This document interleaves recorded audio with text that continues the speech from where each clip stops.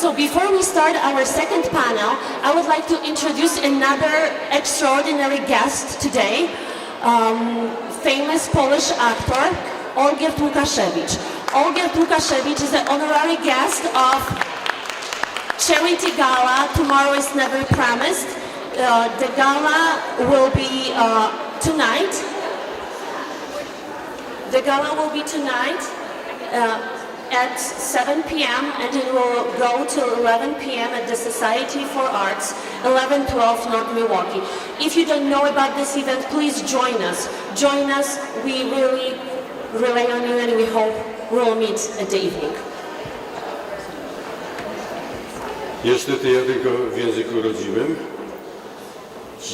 Proszę Państwa, bardzo się cieszę, że tutaj mogę być pierwszy raz w życiu, oglądać to muzeum i spotkać tyle przedsiębiorczych pań, które zaprzeczają panu Korwinowi Mikke, eurodeputowanemu. Tak, niedawno byłem w szpitalu i tam były prawie same panie lekarki, wyłącznie. Niedawno miałem wykład dla studentów germanistyki i tam było na sali tylko 3 mężczyzn. Więc naprawdę jak w seksmisji wizja się spełni. Tak, nas zabraknie na świecie. Bardzo dziękuję polskim paniom w biznesie tutaj, pani Annie Tukendorf, pani Grażynie Skoczeń, że wpadły na pomysł, aby wesprzeć Dom Aktorów Weteranów w Skolimowie. Państwo odbieracie tutaj polską telewizję, więc twarze nasze aktorskie pojawiają się w waszych domach. No i niedawno pożegnaliśmy jednego z ambasadorów Fundacji Artystów Weteranów, Witolda Pyrkosza. Pamiętam, kiedy odwiedziłem Danutę Szaflarską, która jest rekordzistką w historii teatru polskiego, bo miała już ponad 100 lat, kiedy stanęła na scenie. Tak się nachyliłem nad nią w Skolimowie, ale ona nie zmarła w Skolimowie, tam była tylko jakiś czas. I ona mówi, a co, zabrałam ci łóżko? Tak nigdy nie wiemy, kiedy ten los nas tam zaniesie. Niedawno Gustaw Ludkiewicz, też Państwu znany, wybitny aktor. No właśnie potrzebował nagle tam się znaleźć. 90-latek, nie miał się kto nim opiekować. Tu za kulisami jest rzeźba, która mnie zainteresowała, Wojciecha Bogusławskiego.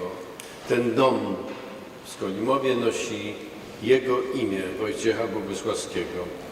Ale pewnie właśnie dlatego, że ten, który w ogóle wymyślił ten dom, Antoni Bednarczyk, dom powstał w 1927 roku, za żonę miał wnuczkę Wojciecha Bogusławskiego. I on troszczył się o los weteranów, to znaczy tych artystów, których nie chciano chować w poświęconej ziemi. A Państwo wykazaliście taką wrażliwość, że postanowiliście urządzić specjalną galę, święto, w których zjednoczyłyby się Wasze dobre myśli i dobre gesty. Ponieważ ten dom już od 2003 roku nie jest finansowany przez państwo, przez ministra kultury, jak to było w PRL-u, i może liczyć wyłącznie na pomoc społeczną, do której został do sieci dokooptowany. Ale jest wiele spraw, którym chcemy pomóc konkretnych w infrastrukturze tego domu. No i stąd wizyta obu wspomnianych pań w Skolimowie, którym ogromnie dziękuję w imieniu waszego forum, waszej organizacji. Stąd piękna wystawa, którą dzisiaj będzie można obejrzeć w fotografii. Jak się zorientowałem, nie jest to wystawa portretów wielkich, znanych ludzi, tylko już ludzi, którzy są anonimami w tej epoce życia i są podejrzani w ich skromnej prywatności. Bardzo wzruszająca wystawa, piękne zdjęcia. Serdecznie Państwa zapraszam. Ogromnie jeszcze raz dziękuję, że mogłem dzięki Państwu tutaj się w ogóle znaleźć, zapoznać się z historią tego domu i wyłuskać w tej historii kilka elementów, które łączą mnie jako prezesa Związku Artystów Scen Polskich z polską historią, z polską tradycją i z osobami, które ją tworzyły. Dziękuję. To my dziękujemy i zapraszamy dzisiaj na galę. Gala rozpoczyna się o 7 wieczorem w Galerii 1112 Nord Milwaukee, a cały dochód z gali przeznaczony jest na rzecz Domu Artysty Weterana w Skolimowie. So, looks like we are ready.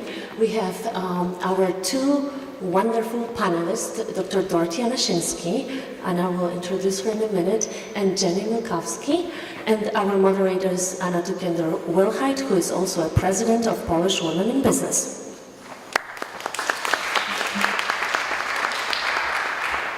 Thank you, Margaret. So our second panel is about turning passion into profession. Our two guests, Jenny Milkowski. Jenny followed her passion and studied journalism at the University of Illinois at Urbana-Champaign, and then studied acting at Second City here in Chicago. Jenny has worked for different media outlets, hosting a variety of shows, from social media to food to real estate, and is an Emmy Award-winning producer. She's currently our daily traffic reporter on the program Good Day Chicago on local Fox affiliate WFLD. Please welcome Jenny. Our second panelist is Dr. Dorothy Anashinsky. Dr. Anashinsky followed her passion and is a periodontist and dental implantologist, and is the owner of her own successful dental practice in Niles. She completed her residency at Northwestern University and is an assistant clinical professor at the University of Illinois in Chicago. She's very passionate about her field and has written numerous articles and presented lectures on periodontals and implants. Dr. Anashinsky is also a founder of the Greater Chicago Dental Academy. This is the organization that she created to further the continuing education of dental professionals. Please welcome Dr. Dorothy Anashinsky. So, would you share some personal stories, how you incorporated your passion into your career? That's a loaded question off the bat. So, I'll give a little example. There are videos, I have a lot of kuzinki in the area that I grew up with, and we used to play together. There are videos of us playing, and we're all around the same age. They would be with dolls and trucks, and then there was me with a little hairbrush going and interviewing everybody. So ever since I was little, I always had it in me that I loved to talk to people and learn stories and tell stories. In grade school, when people were playing outside, I would sit there and read a book. And that kind of stayed with me through high school, so I always knew that I never had to think about it. I just knew that journalism, broadcasting was something I wanted to do. So in college, that was immediately my profession. So I never really had to think about it. It was just always something that was important to me. I always was writing in journals and writing really bad poems and stories. And I just loved meeting people and talking to them. So that was always my passion. And so I'm so lucky that I was able to, go to school for that, work hard, and, be doing something that I love every day. Okay, stab it. Okay. Yes, my passion also started from a young age as well. I used to be one of those kids who would bring home stray dogs and cats, and I used to like to take care of them. And then later on, I used to check blood pressure on anybody who came to our home. So it was in me to always, take care of people. And also want to say that I'm very fortunate that I had my family who really supported me. My parents saw in me that I really was good at helping others, considerate others, and I was very interested in science, and they really supported me in going on into that field. So we're very fortunate to have great Polish parents who support us in school, let us stay with them as long as we can when we're in school, and so again, we're very fortunate. Thank you. So we started to talk about parents, and that's one of my favorite subjects as I'm a mother of three. And as you mentioned, you are the first generation, both of you actually. So like many children of immigrants, there's a constant pressure to be the best. So did your parents pressure you to study and do well in school? My parents, they really encouraged me to, and they also did it through example. I saw how hard my parents worked. My parents both worked in a factory. They both worked very hard, and it made me feel really bad because they worked so hard, and it seemed that that's the natural thing to do, to be a good student. And they also guided us. They were very protective of us, which I did not like, of course, but actually later on, it did a lot of good for us because students, children, they need guidance, they need structure. And they also praised me when I did well in school. And so I felt like, they were working hard, and I felt like I should work hard as well. So they gave a good example. That's how they led us. Jen? I don't really remember my parents ever coming down super hard on school. I was the first child, so kind of stereotypical. Like I loved to go to school and learn, and I was a nerd. So to me, that always came first. Same thing, like my parents were very, very strict.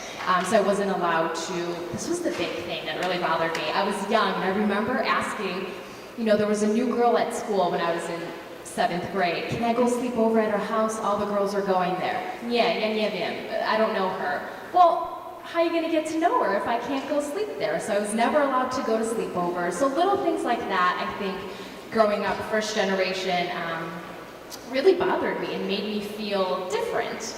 And even in grade school, children, I don't think it's that way anymore, but I went to school with a lot of Italian, Irish descent, and I think they always kind of picked on the Polish kids. And I never understood why, but there was always that little difference and that more parental strictness that I had to deal with.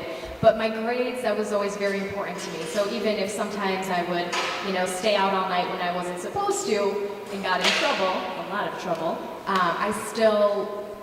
my grades were very important. It's the same thing. I saw how hard my parents worked, and they came here. My mom came here when she was 21. She was a nurse in Poland. My dad came here when he was 7. They worked, at Sears, cleaning overnights, doing this, and then they were able to open up their own business and buy a building and a store, and I see them right now, they're working right now, my mom is, and it's just, I see that, and I can't imagine not repaying them by giving my due diligence. Did you embrace Polish customs and culture, or did your parents try to assimilate your family into American society? Well, my parents were very big on all the traditions. I don't know if you had to go to Polish school, but I'm sure everyone did. And to be honest, I hated it because it was so hard. Even though I was born here and Polish was my first language, as a child you lose it so quickly because you go to preschool and kindergarten and first grade and you're surrounded by so much English that soaked in further. So you're, 5 days a week going to a regular school, and then on Saturdays, Polish school, which to people who aren't Polish, they think, oh, you're going to learn the language. No, you're going to do geometry, history in Polish, and it was so, so hard. But now looking back, obviously I'm so appreciative that they made me do it. My mom is very big into our culture and our religion, so we always, had the big Polish traditions, opłatki, every Christmas Eve. Easter, we do the Easter blessings. She goes to church every Sunday. So that's something that is very important to her. So I try and do as much as I can, to keep that alive. Why do you think it's important? What was that? Why do you think it's important? Why do I think it's important? The older I get, the more I realize it's important because it's part of what makes you you. I think I am who I am because of where my parents came from, because of what they taught me. And I think when you're young, sometimes feeling different, you think it's a bad thing. But then as soon as you get older, you're like, this is awesome. I should embrace this. So the older I get, I'm like, I'm so proud to be Polish and to be this and that. And I just think it's so important to hold on to those things that make you different and make you unique and also make you part of a community. Dr. Lashinsky. I the same. Culture was very important to my parents as well. And they made certain that every holiday was celebrated with the Polish tradition. And I know I didn't like everything either, but now it's a part of us. Culture is very important. I did not like also going to Polish Saturday school, but now I think it's very important, and I encourage that people who are Polish and of Polish descent have their children go to Polish school. Culture is very important. Also, I'm very fortunate that my parents, encouraged us to take, piano and organ lessons. They were very much advocates of fine arts. It's also makes us different, and what also helped is learning and in being with other kids in Polish school who are like us, because it made us stronger and made us feel better about it. Because you're right, sometimes kids can be very obnoxious in school. They can pick on you because you're different. But then you realize you're more special, and when you're with other kids that are like you in Polish school, you feel that this is different, culture is important, and you're special. Thank you. Dr. Anasiński, you're the founder of the Greater Chicago Dental Academy. What inspired you to start this organization? And also my question is it important to belong to organizations and be active there? And why? Yes, I started the Polish American, well actually it started out as the Polish American Medical Society Dental Study Club, but later on we branched off and became the Greater Chicago Dental Academy. The reason why I started it is because in dentistry, it's always changing. And it's very important to always learn something new. And I had always a group of colleagues that we had gotten together, and it started small in my office. We got together, we had food, we talked, we also talked about dentistry, what's up and coming, what's new. And then later on it grew so much that we started having our meetings at a different location, and then I decided to become accredited.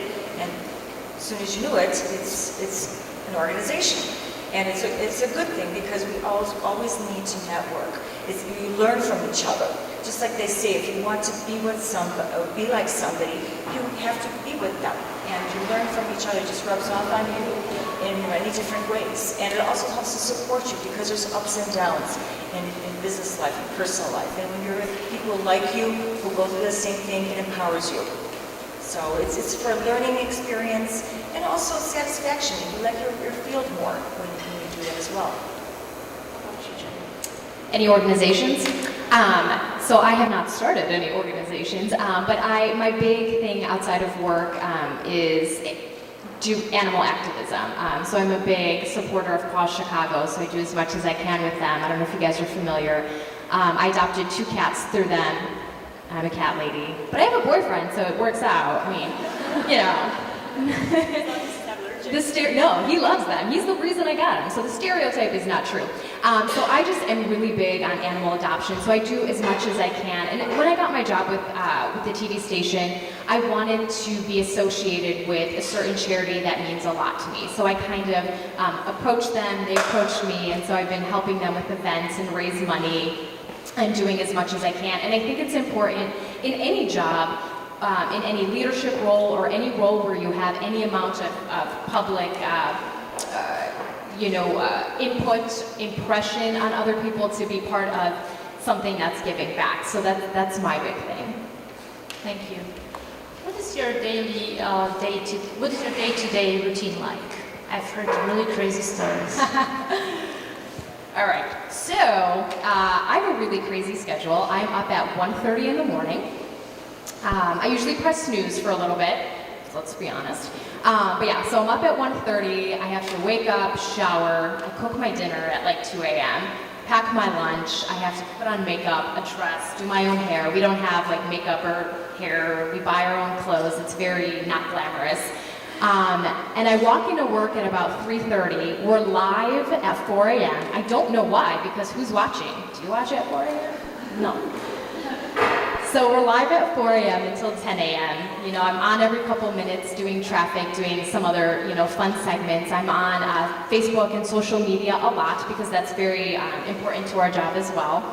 I'm technically done with work at 10:30 in the morning, but I stay and I do social media work. I find stories, I plan videos, I do live videos, and I showcase different, things around the community, restaurants, workouts, whatever. I do that outside of work on my own time. I usually work out. By the time I get home, it's 3:30, wash my face, eat dinner, and then go to bed at 5:30 with the cats. Really challenging. It's not that bad. In the winter, it's fine because it's dark and you're exhausted. But in the summer, I'm sitting there like, okay. But, it could be worse. Can you do that how many days a week? Well, Monday through Friday. So weekends, I'm off. So this is the earliest I've ever been up on. This is why I'm holding this coffee very tightly. Weekends, usually we sleep till like 1 p.m. No, I understand. It's amazing. That is amazing. How many years were you doing that? This particular job I've had 2 years, but before that I had an even worse schedule, so I'll tell you quickly. I was juggling 2 jobs. One was at CBS TV and it paid well. The other was radio, which did not pay well, but it was what I wanted to do. So I had to juggle them both. So my schedule was this. 11 p.m. I had to go to work. So 11 p.m. to 7 a.m. I worked all night. I was done at 7 a.m., went home, slept for a few hours, worked out, went to radio at 3 p.m. to 7 p.m., ran home, my boyfriend would make dinner, and then I would nap from 9 to 10 and then go back to work. So I did that for like 2 years. Very impressive. How about you, Dr. Anashinsky? During the week, I'm up early, but not as early as you. I like to get up early because I like to avoid traffic. So I get up early, and I'm a big advocate of also, we have to take care of ourselves as well. So I make sure that I have my greens. I'm very much into a healthy lifestyle. So I have my green drink. I do some stretches, and then I'm out the door by around 6:30. I get to the office early, because I like to plan my day and it's nice and quiet, so I get to focus on taking care of any correspondence. Then my staff comes in a little bit earlier as well, because we like to go over our day. I believe that if you want things to go really well, you have to plan for it. You have to come in earlier, plan, and then we work, actually a long day. Monday was our long days. We finish around 7. And then after that, stay a little bit later, wrap things up, and go home, and I try to get to bed before midnight. So. Seems like you have a good structure in your life, so that's probably something that we should think about and follow as well. I'm going to have a question about your biggest challenge in your professional career.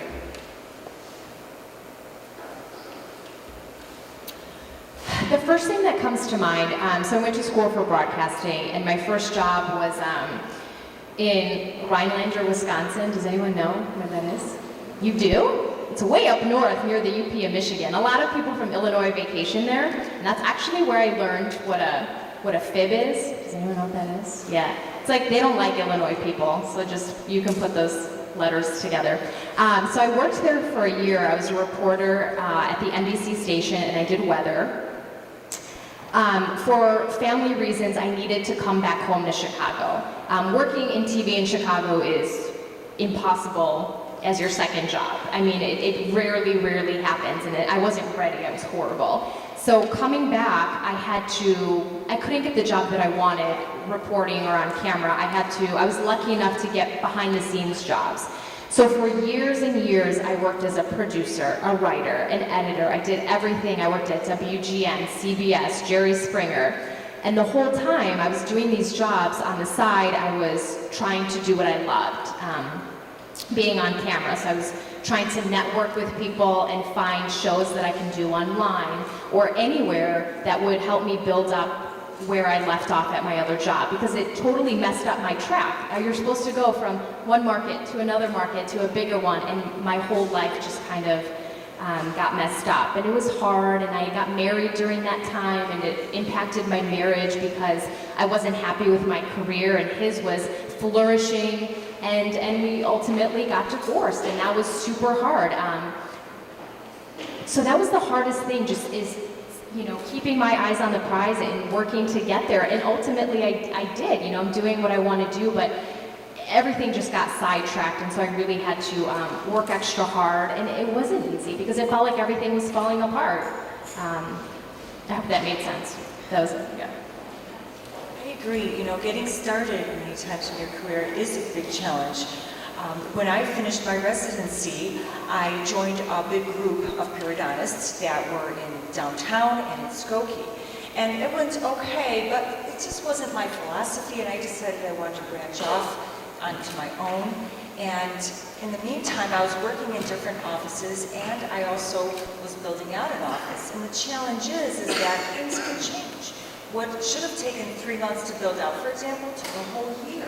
So it's, you know, managing that project, working as well, it's a challenge. But somehow you just have to keep the end in mind and just keep going. I think tenacity is something important that we have to have.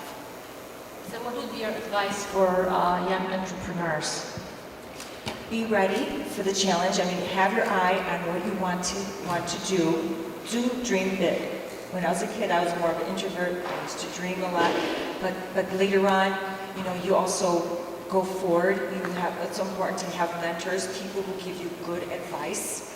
Also to, you know, stay focused and take care of yourself. You need to have a clear mind.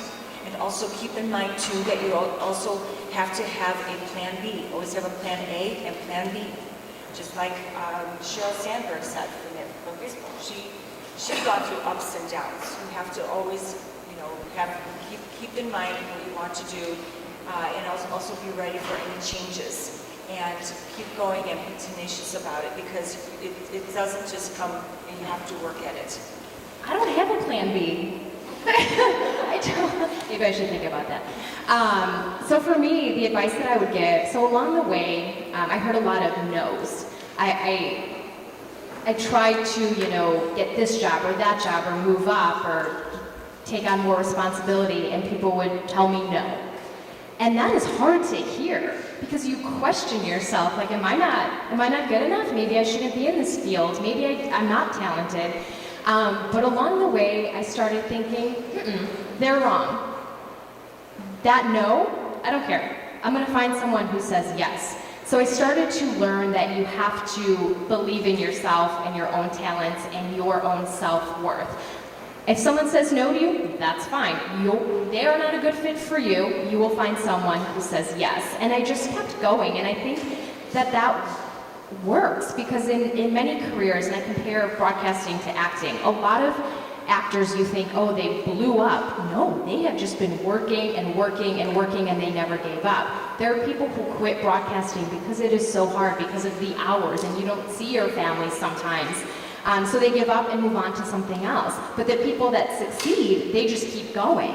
It's not that they're any different, but they believe in themselves, and they're not going to take no for an answer, and they just keep trucking along, and one day it's going to happen. It's a great advice.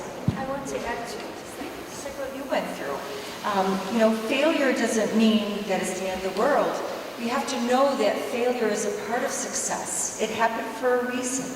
You have to be your own best friend. You have to forgive yourself, fix it, go forward, and be better. Thank you. It's very uplifting for many of you. So, how do you share your passion with others? Have you ever mentored anybody? Yes, I'm at the university, and you know, not only do I show them different ways to perform surgeries and techniques, but also advice on their career aspirations. They always ask me, what is it like? What choices do they have? What is the good and bad with each choice? And after going through that experience, it's good to share that with them so that they can teach them, what to expect and to help prevent any disappointments and what they need to be ready for. It all depends on what they want to do. Some people, they want to be very involved in their career, and that's when it's good to have, for example, your own practice. But if you also have aspirations to have a family and to have other hobbies, it's good to work for somebody else and be a part of the practice.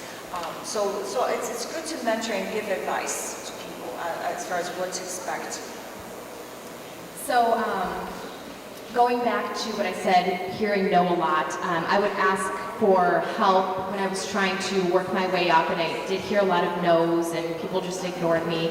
What I try and do now is help everyone. I want to give good karma back to anyone who needs help. So anyone who writes me and is a budding journalist or wants an internship or wants connections, I don't question it. I help them in any way that I can, because I wish that more people had done that for me. And I think the more you help other people succeed, that's only going to help you succeed further. So just, I try to physically do as much as I can for anyone who asks. Thank you. Looking back at your career, if you had to start all over again, would you choose the same career?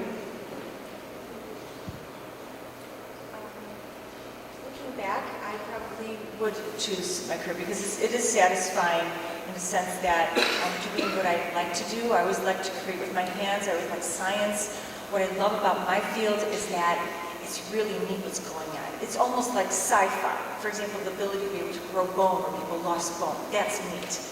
We're able to bring back what was lost and make it look real. So that gives me passion. But I must admit, it's tough. You gotta really love it because physically it's tough. You get physically tired and your neck gets tired. So you have to take care of yourself. You have to keep yourself in good shape. Mentally it can be exhausting too because you're dealing with many different personalities.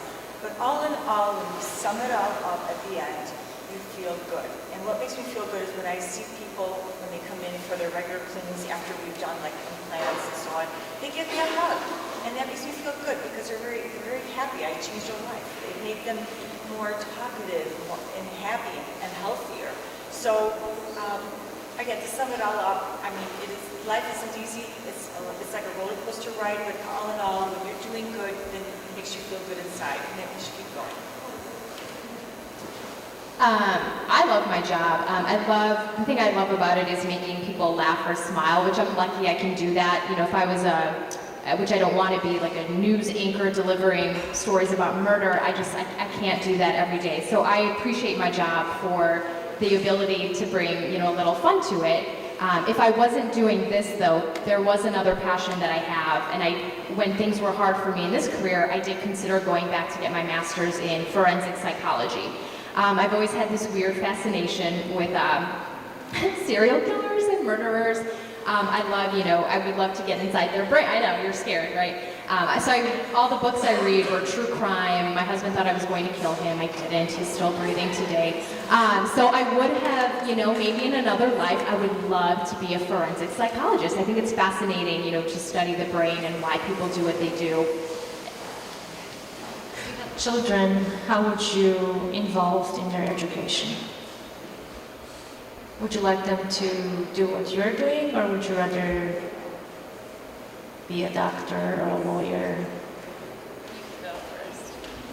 I think it's important, every child, every person, we all have different personalities. I think it's important to, make certain that children, get a good education, not to force it on them, because we know these days now people are having their children go to school at earlier age. You have to understand there's different phases in development. If you start a child too soon to teach, to make them go to school, they get frustrated and they lose their confidence. So right when the child is able to, start teaching them a lot of things, be supportive of their education.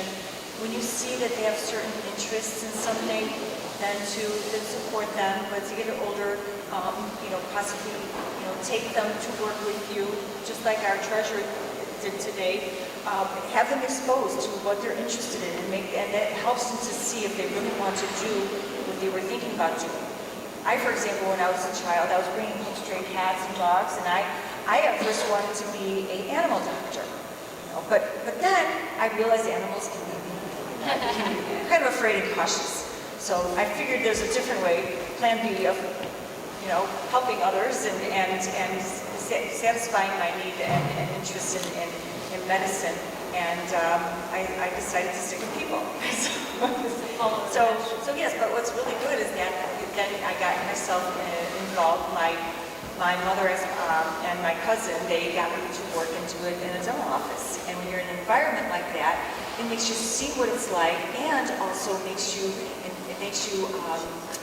give you a good influence on going into that field. So then I think it's good as a parent to support your children by, showing them what it's like, what they're interested in doing, so they can see it in the real world and feel more confident in what they want to do. Thank you. I have one more question, which is kind of complicated. Women are often subject to the double bind. If they're assertive, they're considered too bossy. If they're less assertive, they are considered to be too nice. What are other unconscious biases, do you believe, for professional women, and how do we challenge these biases? So this question speaks to me. I think you're 100% right. As a woman, you are seen completely differently than a man is. That's just point blank how it is. Men get away, especially in my business. A man can give the same idea as a woman does, and he will be listened to and she will not. Why that happens, I cannot say.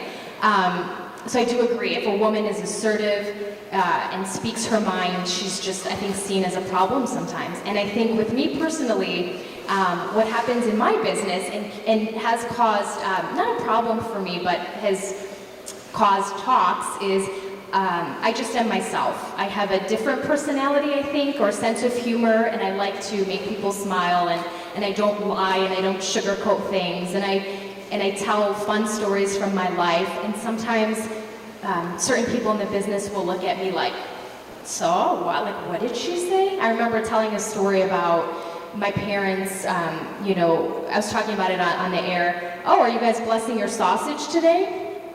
And they thought I was, making a sex joke. I'm like, no, this is a thing that you put your sausage in a basket and you bless it in church. It's what you do.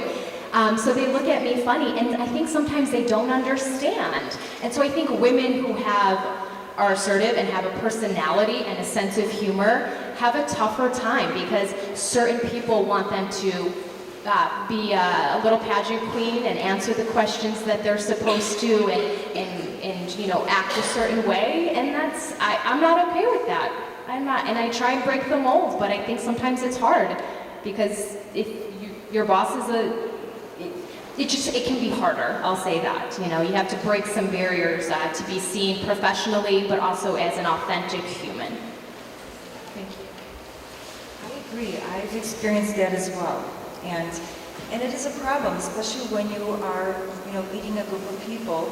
And I've seen it in different situations where a staff would listen to a male practice owner more and accepting of what they said. For example, they would ask them to do something in an authoritative way. They would be seen normal. A woman says the same thing in an authoritative way. She's seen as a being. Yeah, exactly. So what I found what's important is to lead by example, and also always I have to add value to what I want and expect. I always have to emphasize the why so that they can understand what it is. But I agree with you. It is a challenge. It's perceptions, assumptions that are in the way many times. We have to add extra effort to it in order to make what we want to happen. I think in the end, I always tell myself this, if you are a good person inside and you have good intentions with what you're doing and you're true to yourself, I think it's okay. If you're a woman who's just being rude to be rude, obviously that's going to be perceived in a negative way, and that's not good. But if you know what I mean, if it's your intentions are one way, I don't know if I'm making sense, but you just have to, you have to have good intentions when you are the way you are. Dr. Olszewski, do you hire men in your practice? I have, it didn't work.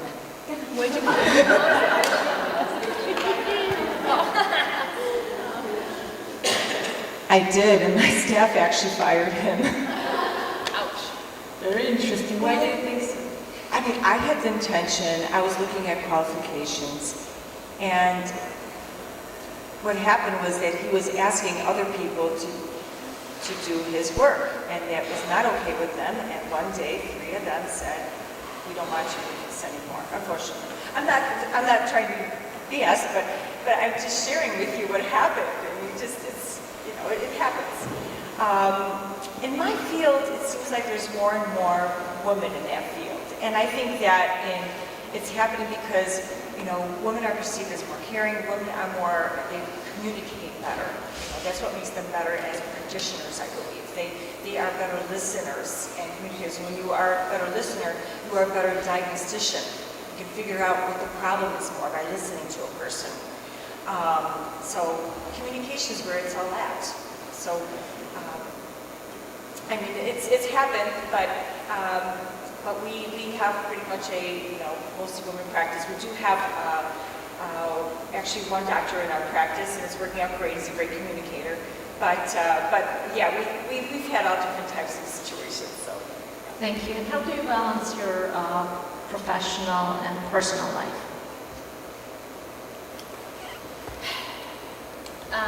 Well, during the week, to be honest, I don't. So I do, have a partner that we've been together 4 years. We live together. During the week, we do not see each other at all because we have opposite schedules. To me, I think that's actually a good thing because I would rather miss him than be sick of him.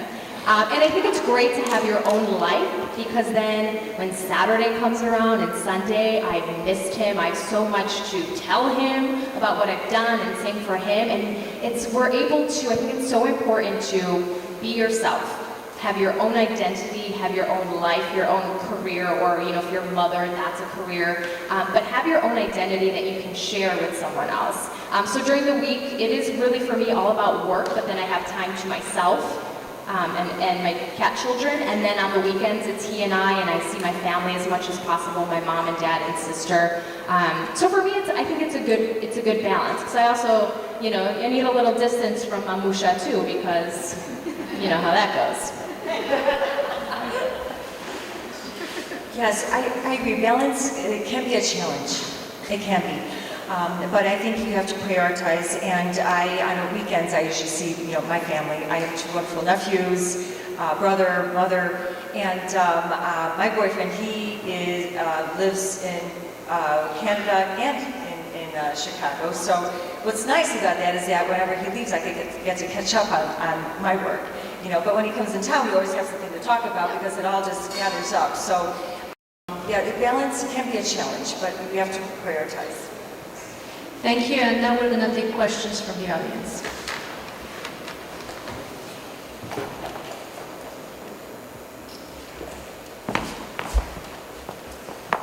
Ladies, what do you think are some of the unique challenges you face being in the medical and in the media industry, which have been predominantly male-dominated throughout history?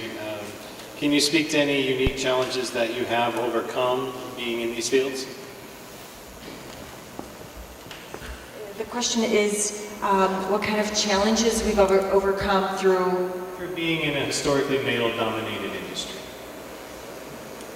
I've had challenges where, in the beginning of my career, where I started working for a practice that was it was all male, and I was the only female on the team. And they had referrals who were all mostly male. And there is a stigma where many times people think that a male doctor is a better doctor.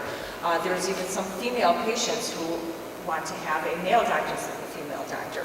So it's interesting how people's confidence can be. But that is something that we have to prove ourselves through. You have to show them that you are knowledgeable, that you can do a great job. And once you prove yourself, then you can bring down the barrier. I think it's very similar in journalism. I think, for example, one of the local stations hired a new, not my station, but hired a new weather girl, beautiful girl. The second anyone hires an attractive, semi-attractive, objectively attractive girl, it's, they hired her because she's sexy and she's stupid. So automatically, if you're a woman and you look okay, people think that you're stupid and you're not good at your job. And men don't get that. And women, you know, we're on television, the camera shows all of you, just silly things. A man can be 100 pounds overweight, doesn't matter. You know how many times people have asked me if I'm pregnant? A woman has to endure just so many other hurdles, and people think it's okay to comment on her body, her looks, her hair, her clothes, and I think it's disgusting that we have to go through that, and men don't. There was that story of, I forget what station it was, where a man wore the same exact suit for a month straight on television and nobody noticed. But a woman, if she wears like the same dress once every 2 weeks, it's like, ugh, don't you have, you know? It's just silly, superficial things, but it comes up and it makes you question why you even do what you do. But you get over it. Thank you.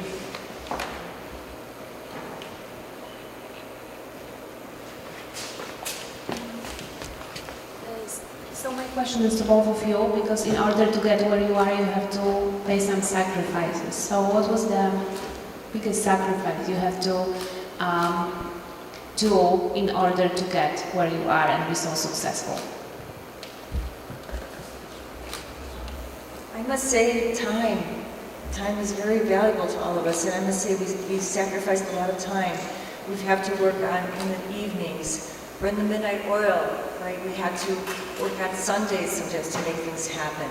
So, you know, it is something that we have to realize. Nothing in life is free, and it's an exchange. You know, if you want to get something done, sometimes you have to do the extra effort. Sleep.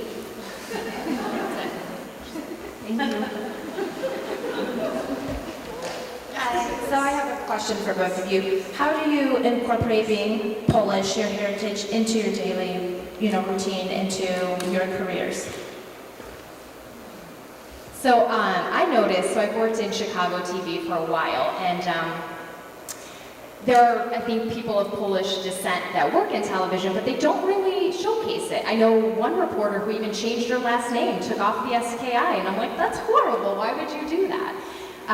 So I started noticing that, and little things I would notice along the way, that reporters would pronounce certain words wrong, like pączki, etc.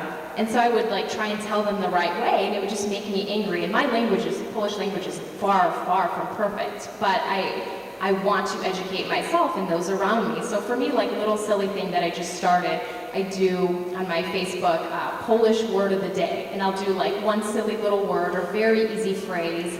And that's just one way to showcase that I'm part of this community. Here's a tiny little thing that I can teach you. And actually it was just a viewer that suggested it. He said, why don't you do this? We love when you teach us, about your culture. And I said, that's great that you actually care and want to know. And that person wasn't Polish. So I think just, I did a little, we're live right now on my Facebook page. So I just want to invite people into as much of my life in this community as possible. We're the same at our office. We also celebrate Polish holidays together. Most of my team in my office is Polish speaking, so we do celebrate together in a small way at least. Many traditions. We of course have Pączki Day, right? We bring pierogi to the office. We have Polish cookies at the office. So it is something that is special. It's a part of us, and it makes us feel at home. Yeah, you can make it available and share.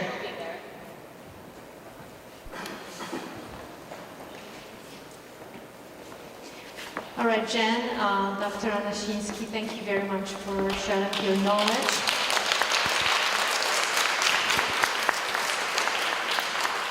I feel very inspired. I think all of us do.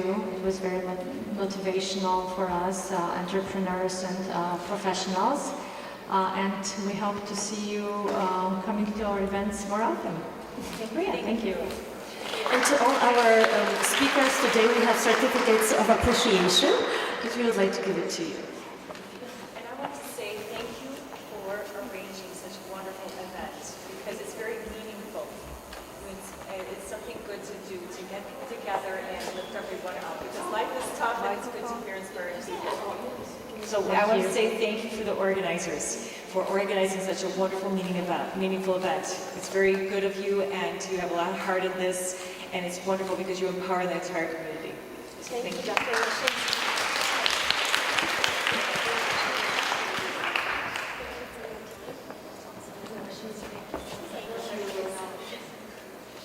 All right, so our program is almost over. I would like to say again thank you so much to our great sponsors and to you and to all the people who helped us. The next slide is with all the thank you notes. I would like to thank for hospitality to Polish Museum of America. I would like to say thank you to Consulate. I would like to say thank you to all the guests, to you that you find time and be here, and to, of course to our sponsors, speakers and moderators.